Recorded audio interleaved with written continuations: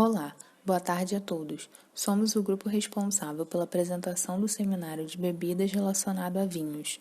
O grupo é composto pelos alunos Alexa Bernardino, Ana Lúcia, Amanda Florentino, Amanda Monteiro, Karen Flor, Luana Chaffin, Lucas de Andrade, Marina Vieira e Vanessa Castro. Para introduzir, eu, Vanessa Castro, vou falar brevemente a história do vinho. O vinho é uma bebida que nasceu antes da escrita, onde na Geórgia foram encontrados barricas de cerâmica de 6.000 anos antes de Cristo utilizadas para armazenar o vinho. Esta bebida possui uma longa e importante história religiosa, que remonta a períodos grandiosos da humanidade. Tornou-se um produto que acompanhou grande parte da evolução econômica e sociocultural de várias civilizações, sendo seu surgimento contado em cada cultura de uma forma diferente. Agora iremos falar sobre o conceito do vinho. De acordo com a Lei nº 7.678, artigo 3, o vinho é uma bebida obtida pela fermentação alcoólica do mosto simples de uva, sã, fresca e madura. Podemos destacar 4 tipos de mosto, que são eles: mosto simples de uva, que é o produto obtido pelo esmagamento ou prensagem da uva sã, fresca e madura, com a presença ou não de suas partes sólidas.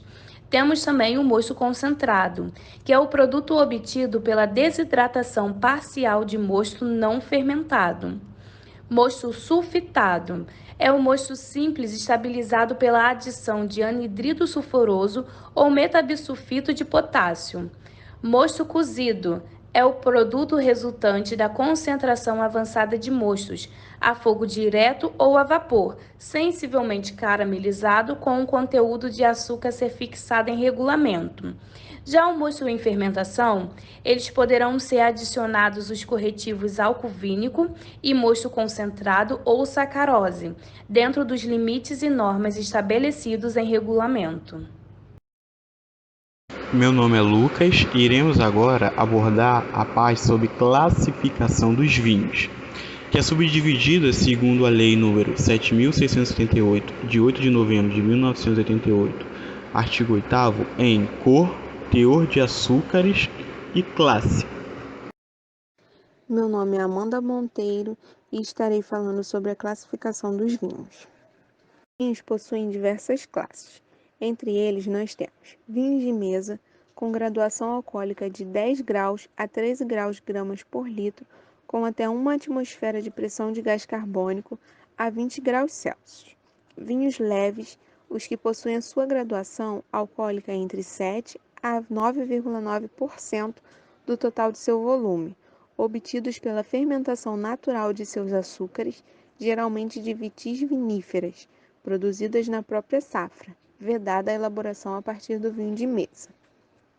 Vinhos finos e nobres, que são classificados através da sua graduação, que pode oscilar entre 8,6% a 14% do seu volume. São elaborados com castas nobres, onde o processo tecnológico adequado assegura as características de cada variedade. Geralmente são elaborados com vitis viníferas, abrindo uma exceção às variedades crioula grande e cereza.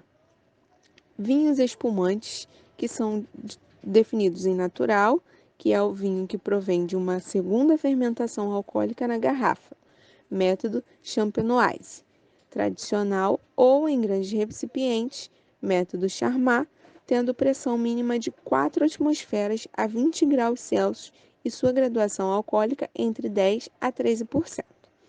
E também nos espumantes temos os vinhos moscatel ou mosto espumante, que é o vinho que, através da fermentação do mosto ou mosto conservado em recipientes fechados, adquire o anidrido carbônico, com pressão mínima de 4 atmosferas e conteúdo alcoólico de 7 a 10%, e remanescente mínimo de 60 gramas de açúcares por litro, sendo no Brasil o remanescente de 20 gramas por litro.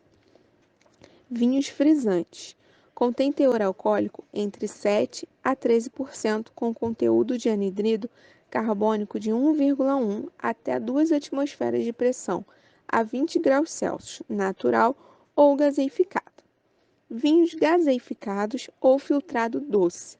é o resultado da adição de anidrido carbônico puro por qualquer processo, apresentando um conteúdo alcoólico entre 10 a 13% em volume e uma pressão compreendida entre 2,1 a 3 atmosferas a 2 graus Celsius.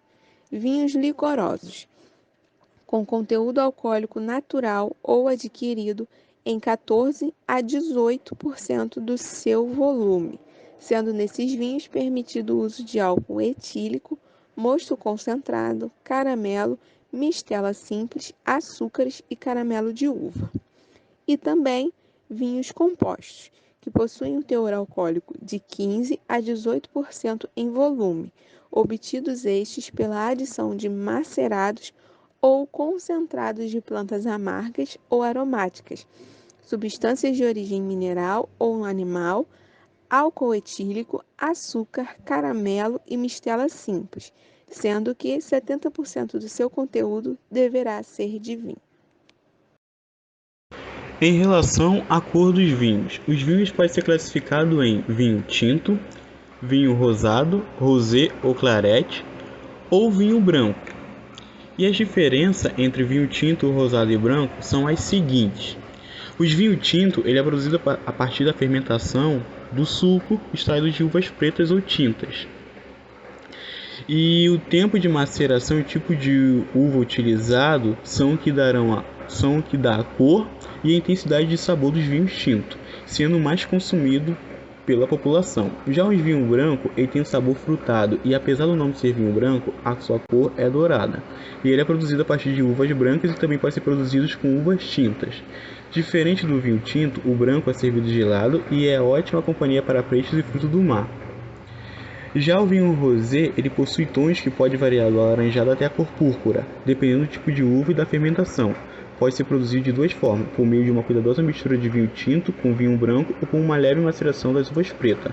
A produção do vinho rosé, tanto o processo de vinificação de uvas tintas como branca, é um processo muito semelhante ao vinho tinto, mas tem-se um cuidado para que a maceração não seja muito estendida, apenas para atingir a coloração que se deseja. E esses vinhos, eles também, a questão da cor, é muito útil para a questão da harmonização, principalmente com queijos, pizzas, chocolate e frutos do mar. Agora eu vou falar sobre o teor de açúcares encontrado nos vinhos, utilizando o decreto número 8.198, de 20 de fevereiro de 2014. Artigo número 31, quanto ao teor de açúcares totais expresso em gramas de glicose por litro. O vinho de mesa será classificado em Nature, o que contiver até 3 gramas de glicose por litro. Extra Brut, o que contiver superior a 3 até 8 gramas de glicose por litro. Brut, o que contiver superior a 8 até 15 gramas de glicose por litro. Seco, sec ou dry, o que contiver superior a 15 até 20 gramas de glicose por litro. Meio seco, meio doce ou demi-sec, o que contiver superior a 20 até 60 gramas de glicose por litro. Suave, o que contiver superior a 25 e até 80 gramas de glicose por litro. E doce, o que contiver superior a 60 gramas de glicose por litro. Matéria-prima do vinho. A matéria-prima do vinho é a uva, e existem cerca de 60 a 70 tipos de uvas que são utilizados para fazer os principais vinhos do mundo. Ao longo dos séculos, nos países de grande tradição vinícola, houve uma seleção natural das uvas, prevalecendo aquelas que melhor se adaptaram aos seus locais.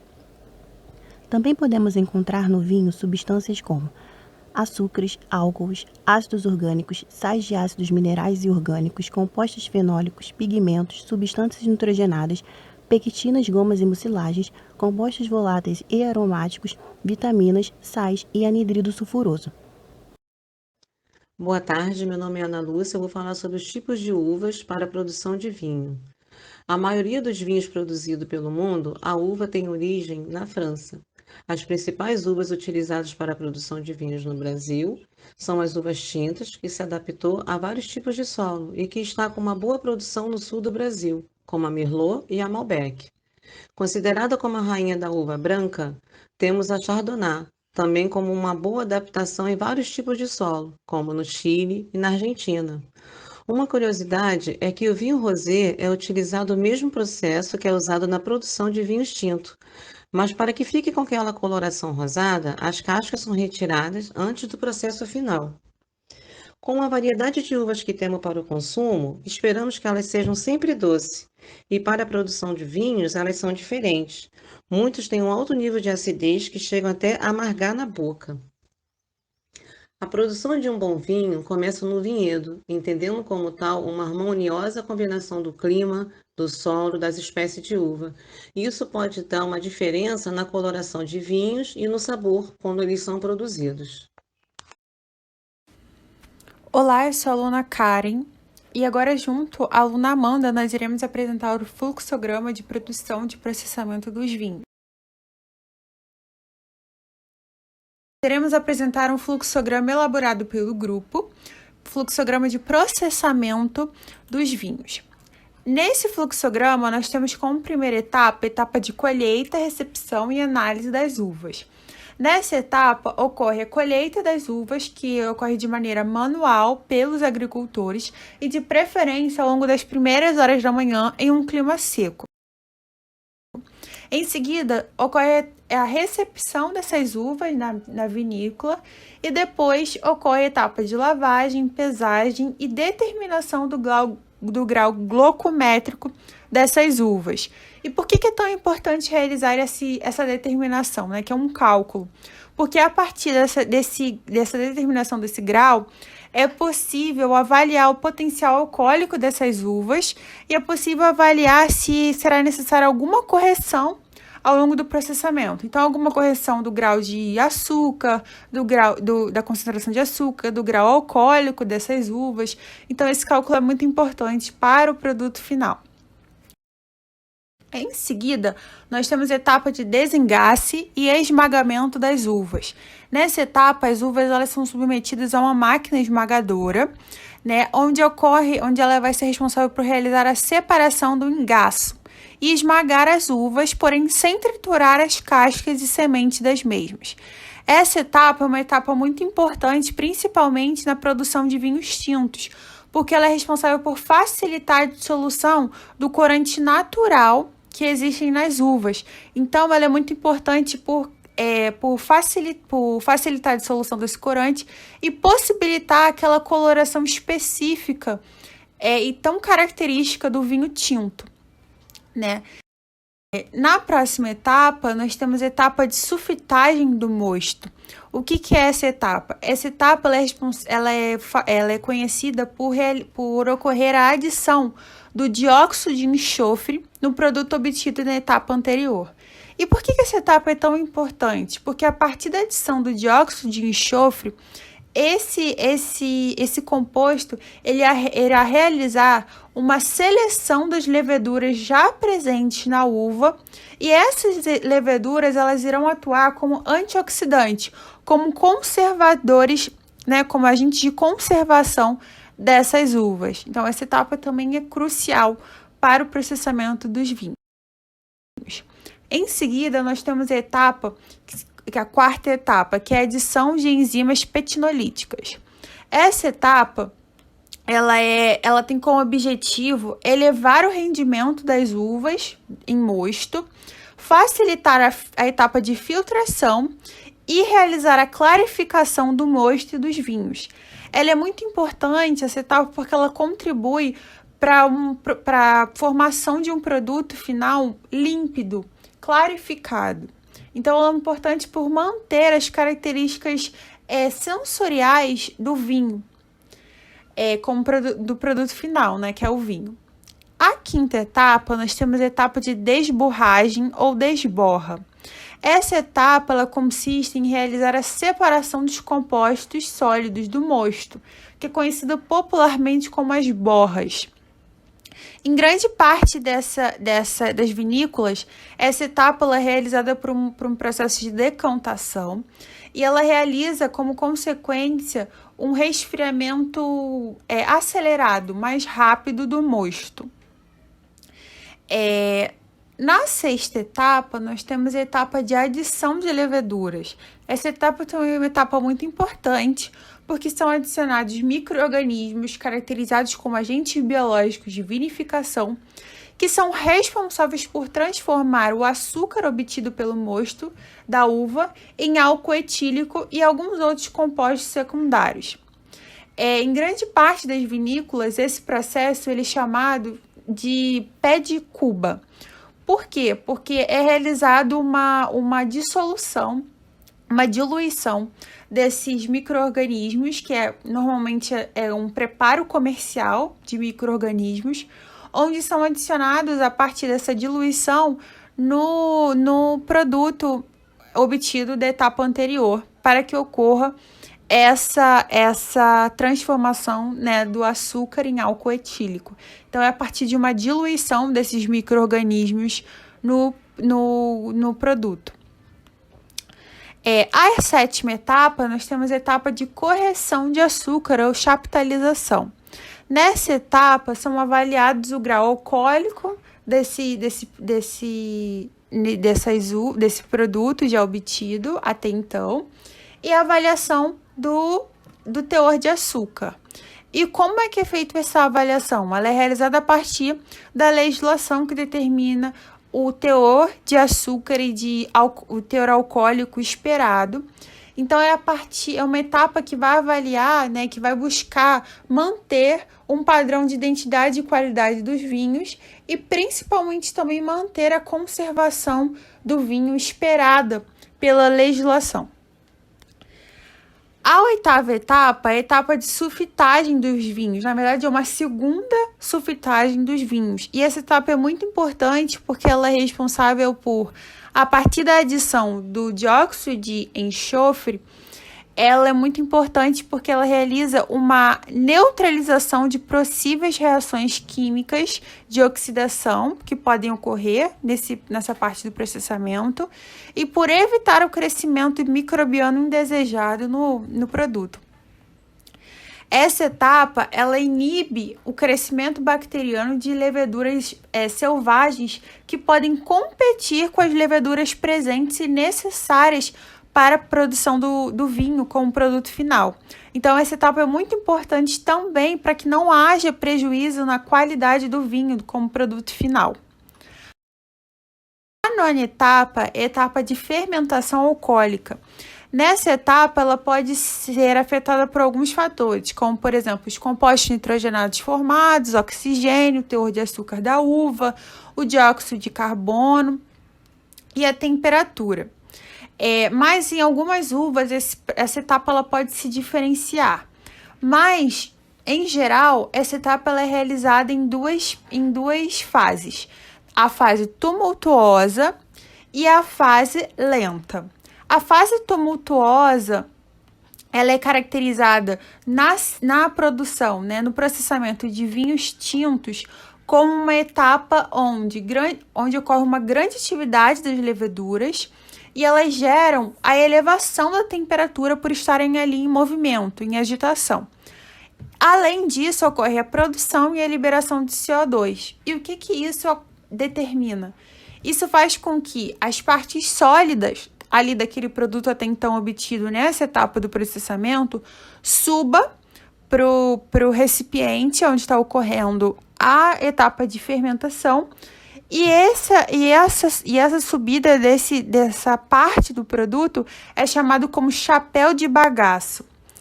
Porém, a fermentação tumultuosa em vinhos brancos não ocorre da mesma forma. Por quê? Nos vinhos brancos, a gente tem um controle de temperatura muito grande.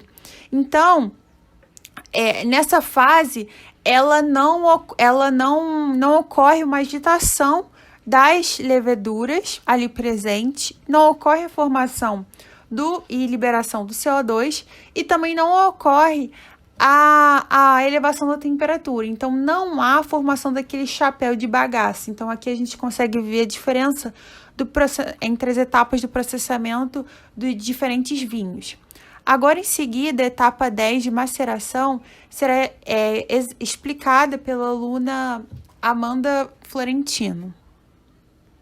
Dando continuidade às etapas da produção do vinho, temos agora a maceração, uma etapa muito importante, principalmente para o processamento do vinho tinto.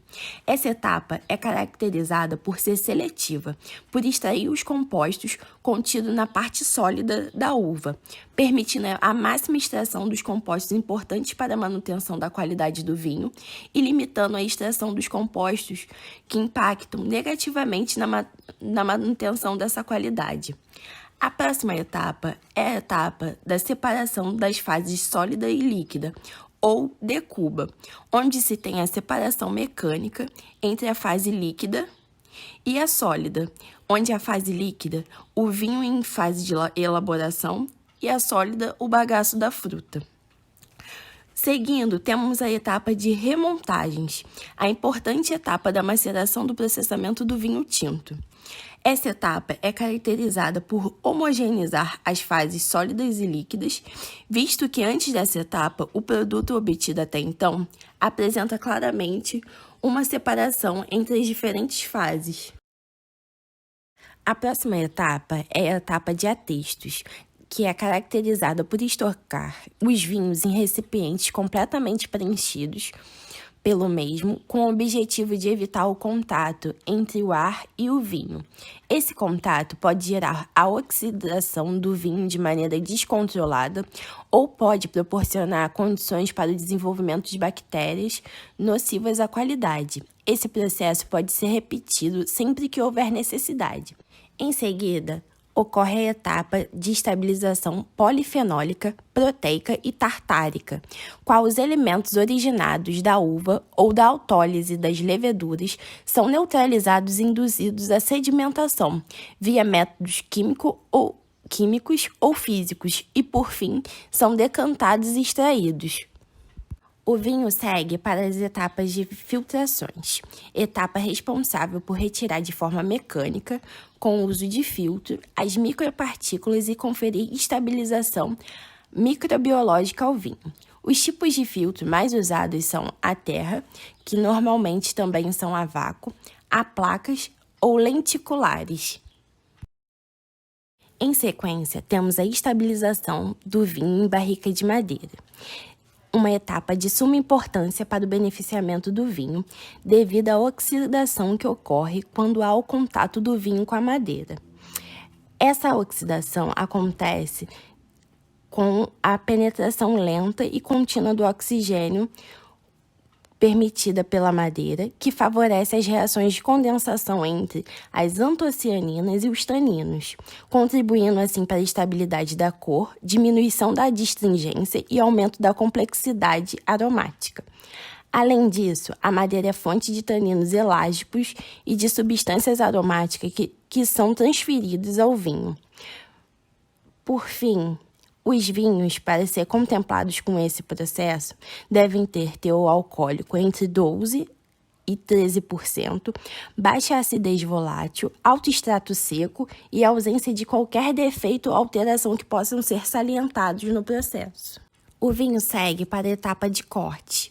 Nessa etapa, os vinhos são misturados entre si, com o objetivo de obter um produto mais harmônico, remediando o excesso ou deficiência de certos componentes. Seguindo para o fim da produção do vinho, temos as etapas de envase e envelhecimento. A etapa de envase ou engarrafamento consiste no engarrafo dos vinhos por máquinas engarrafadoras automáticas, que realizam o fechamento das mesmas com rolhas de cortiça natural. E o envelhecimento é caracterizado por deixar o vinho engarrafado em um ambiente redutor, visto que antes estava em um ambiente oxidante. Nas condições do ambiente redutor, o vinho desenvolve um aroma envelhecido bastante complexo e sentido ao ser degustado. O tempo de envelhecimento do vinho é determinado pelo seu potencial, variando de alguns meses a vários anos.